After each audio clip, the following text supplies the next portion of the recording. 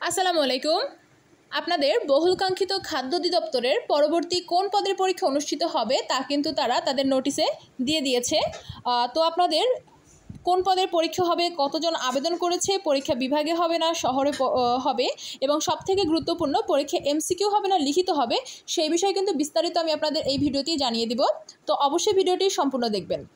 দেখুন, এখানে বলা হয়েছে বিজ্ঞপ্তিতে, এত দ্বারা সংশ্লিষ্ট সকলের অবগতির জন্য জানানো যাচ্ছে যে খাদ্য অধিদপ্তরের 25টি ক্যাটাগরির 1791টি শূন্য পদে জনবল নিয়োগের লক্ষ্যে প্রশাসন বিভাগ খাদ্য অধিদপ্তরের 31/8/2023 খ্রিস্টাব্দ এবং 9/3/2025 খ্রিস্টাব্দে এত নং স্মারকে পুনর্নিয়োগ বিজ্ঞপ্তি জারি করা হয়।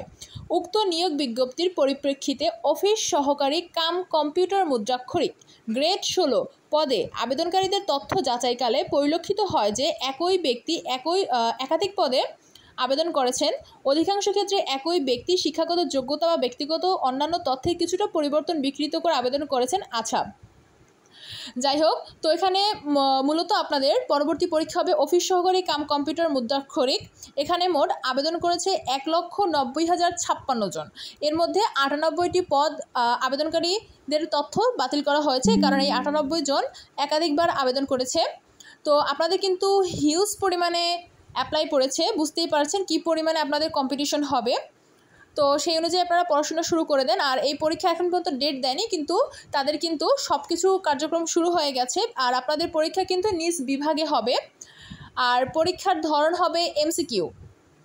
তারা কিন্তু তাদের কোন বিভাগে কত বাজেট হবে, অর্থ বাজেট, অর্থাৎ কোন বিভাগে কত টাকা হবে পরীক্ষার জন্য, সব কিছুই কিন্তু তারা নোটিশে দিয়ে দিয়েছে। তার মানে আপনাদের পরীক্ষা খুব শীঘ্রই অনুষ্ঠিত হতে যাচ্ছে।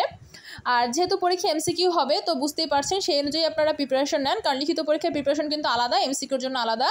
অবশ্যই বিসিএস প্রশ্ন ব্যাংকটা আপনারা খুব ভালোভাবে শেষ করে নেবেন। অন্যান্য রিসেন্ট যেসব পরীক্ষা হয়েছে তার এমসিকিউ পরীক্ষা ভালোভাবে দেখে নেবেন।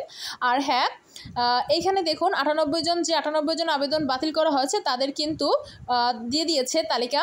এখানে বাবার নাম, মায়ের নাম সব কিছু সহ তারা তালিকা প্রকাশ করেছে। তো আপনারা একটু মিলিয়ে নেবেন। এই 98 জন কিন্তু পরীক্ষা দিতে পারবেন না। তো একাধিকবার আবেদন করবেন না, আসলে এই ভুল কাজটি আপনারা করবেন না।